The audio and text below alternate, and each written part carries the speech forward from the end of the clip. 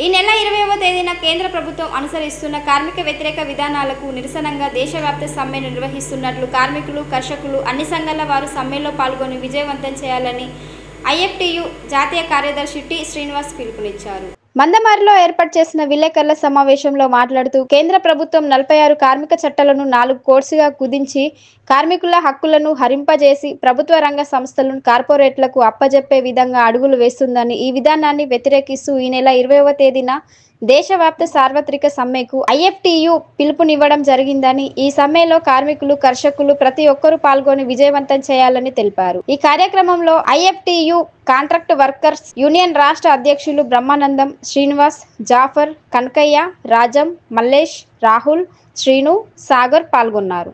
ఈ నెల 20 దేశవ్యాప్తంగా జరిగే సార్వత్రిక సమ్మెను రద్దు చేయాలి. బీజేపీ ప్రభుత్వం 4 లేబర్ కోడ్లను రద్దు చేయాలి. 4 లేబర్ కోడ్లను కార్మికులకు ఉరితాళ్లుగా మారే 4 లేబర్ కోడ్లను 4 లేబర్ కోడ్ల రద్దు కోసం ఈ నెల 20న జరిగే దేశవ్యాప్త సార్వత్రిక సమ్మెను ఈ నెల 24న దేశవ్యాప్త సార్వత్రిక సమ్మెను ఐఎఫ్టియు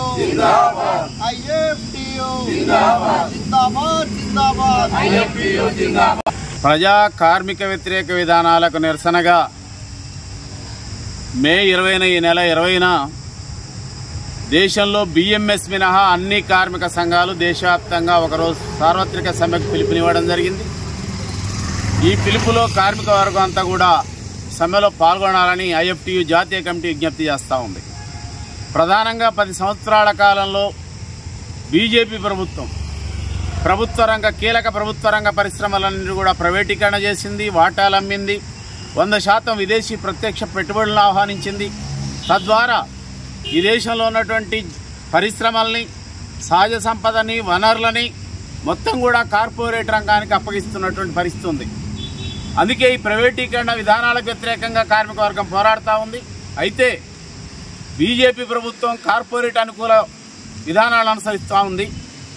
బీజేపీ అధికారంలోకి రాగానే వాళ్ళకు అనుకూలంగా దేశంలో కార్మిక వర్గం గత 100 సంవత్సరాలుగా పోరాడి సాధించుకున్నటువంటి 29 చట్టాలు ఏవైతున్నాయో అవి ట్రేడ్ యూనియన్ చట్టం కానీ, ఐడి యాక్ట్ కానీ, అదేవిధంగా మిగతా చట్టాలు ఏవైతున్నాయో పేమెంట్ ఆఫ్ వేజెస్ యాక్ట్, ఇవన్నీ కూడా 100 సంవత్సరాలుగా పోరాడి సాధించుకున్నటువంటి ఈ చట్టాలని రద్దు చేయడం కోసం, ఈ చట్టాలన్నీ కూడా కార్పొరేట్ రంగానికి అనుకూలంగా మార్చడం కోసం పార్లమెంటులో కరోనా కాలంలో ఈ 29 చట్టాలు 4 లేబర్ కోడ్లుగా తీసుకొచ్చి అన్ని రాష్ట్రాల్లో అమలు చేయడానికి వాళ్ళు సిద్ధమైనటువంటి ఒక పరిస్థితి ఉంది.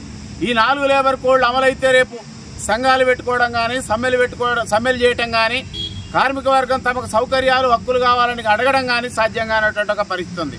అందుకే 50 కోట్ల మంది కార్మిక వర్గం భారతదేశంలో ఉన్నారు. సంఘటిత రంగం 50 కోట్ల మందికి రేపు ఈ 4 లేబర్ కోడ్లు అమలైతే అదొక మరణ శాస్త్రం లాంటిది, మెడకు ఉరితాళ్ లాంటిది. కనుక కార్పొరేట్గా అనుకూలంగా వాళ్ళ లాభాలకు వాళ్ళ పెట్టుబడులకు రక్షణ కోసం కార్మికులు సాధించుకున్నటువంటి హక్కుల మీద దాడి చేస్తూ ఉంది. వాళ్ళకు అనుకూలంగా చట్టాలను, లేబర్ కోడ్లను మార్చింది. కనుక దీనికి వ్యతిరేకంగా కార్మిక వర్గం దేశవ్యాప్తంగా రేపు జరిగేటువంటి మే 20 సార్వత్రిక సమ్మెలో కార్మిక వర్గం అంతా కూడా పాల్గొనాలని, సింగరేణి లాంటి అనేక పరిశ్రమల్ని, కోల్ ఇండియా లాంటి పరిశ్రమల్ని, 267 ప్రభుత్వ రంగ పరిశ్రమల్ని ప్రైవేటీకరణ చేస్తూ ఉంది. ప్రైవేటీకరణ ఆపాలని, 4 కోడ్లు రద్దు చేయాలని, బీజేపీ ప్రభుత్వ విధానాలకు వ్యతిరేకంగా జరిగే సమ్మెలో అన్ని కార్మిక అసంఘటిత రంగం అంతా కూడా సమ్మెలో పాల్గొనాలని ఐఎఫ్టియు జాతీయ కమిటీ తరఫున దేశంలో ఉన్నటువంటి అన్ని కార్మిక సంఘాల తరఫున విజ్ఞప్తి చేస్తూ ఉన్నాం. వ్యాప్తంగా సులోబ్ ఇంటర్నేషనల్ సోషల్ ఆర్గనైజేషన్ సంస్థ 200 సులోబ్ని నిర్వహిస్తూ ఉంది. ఈ సులోబులన్నీ కూడా సింగరేణి ఒక స్వచ్ఛంద సంస్థ పేరుతో సులోబ్ ఇంటర్నేషనల్ సోషల్ ఆర్గనైజేషన్ సంస్థకు అప్పచెప్పింది. ఈ సంస్థ విపరీతమైనటువంటి దోపిడీ చేస్తూ ఉంది. ఈ దోపిడీకి వ్యతిరేకంగా సింగరేణి సులోబ్ వర్కర్స్ యూనియన్ ఐఎఫ్టియు అనేక సార్లు సింగరేణి యాజమాన్యానికి తెలియపరచడం జరిగింది. అయినప్పటికీ సింగరేణి యాజమాన్యం చర్య తీసుకోవడంలో వైఫల్యం చెందింది. ప్రధానంగా సింగరేణిలో సులోబ్లలో పనిచేసే కాంట్రాక్ట్ కార్మికులకు ప్రతి నెల మొదటి వారంలో వేతనాలు చెల్లించడంలో వైఫల్యం చెందుతూ ఉంది. వేతనాలు అడిగితే సూపర్వైజర్ల ఆగడాలు మితిమీరిపోయేటటువంటి పరిస్థితి ఉంది. అదేవిధంగా ఈ కార్మికులకు ఇప్పటి వరకు ఈఎస్ఐ కానీ, పిఎఫ్ ఇతర చట్టబద్ధ హక్కులు ఏమీ లేనటువంటి పరిస్థితి ఉంది. బోనస్ లేదు, ఈఎస్ఐ లేదు, పిఎఫ్ లేదు. ప్రధానంగా గత 2023 అక్టోబర్ నెల నుంచి రావాల్సినటువంటి ఏరియర్స్ బకాయిలు పెండింగ్లో ఉన్నాయి. ఈ 4-5 డిమాండ్ల మీద ఈరోజు శ్రీరాంపూరు, మందమరి, బెల్లంపల్లి ఈ ప్రాంతాలలో అన్ని జిఎం కార్యాలయంలో ధర్నా చేయాలని చెప్పేసి రాష్ట్ర కమిటీ, డివిజన్ కమిటీ నిర్ణయించడం జరిగింది.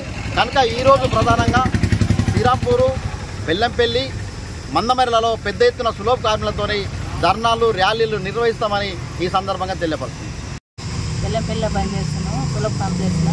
2 నెలలు అయితే మాకు జీతాలు ఇవ్వక ఏమైనా నప్పు తెచ్చుకుందామన్నా ఏ టైంకి ఇస్తారని చెప్పి మమ్మల్ని అడుగుతాండ్రు.